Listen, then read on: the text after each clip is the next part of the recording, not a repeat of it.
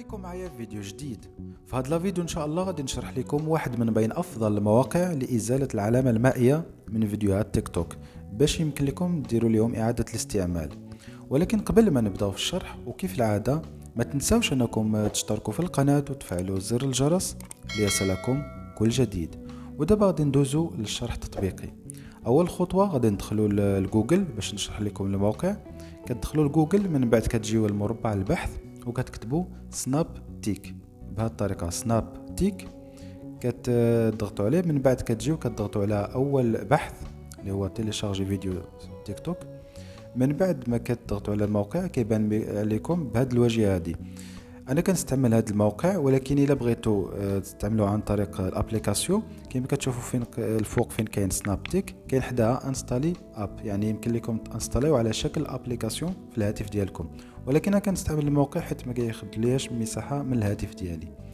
من بعد ما شرحت لكم الموقع غادي نرجعوا للتيك توك وغادي نختار اي فيديو. على سبيل المثال هذا الفيديو كتضغطوا على العلامه ديال المشاركه، من بعد كديروا نسخ الرابط، كتنسخوا الرابط ديال هذا الفيديو.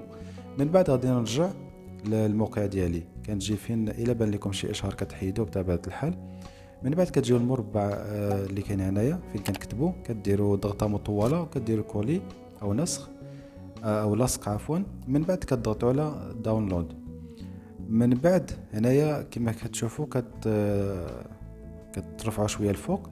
هو لا فيديو اللي بغينا نحملوه كاين داونلود يعني عاديه، كاين اش دي وكاين بزاف ديال الطرق. انا غادي نضغط على الاولى داونلود عاديه. يمكن لكم تيليشارجيو اش دي الا بغيتو. كما كتشوفوا الفوق تم التحميل ديالو، غادي نضغط على اوفغير وهو الفيديو تحمل. ولكن حنا ما غاديش نشوفوه من هاد يعني في هذا المكان هذا. غادي نخرج من هذا الموقع، يعني كتضغطوا كتخرجوا من الموقع وغادي نمشي للجالوري ديال الهاتف فين تحمل الفيديو ديالنا.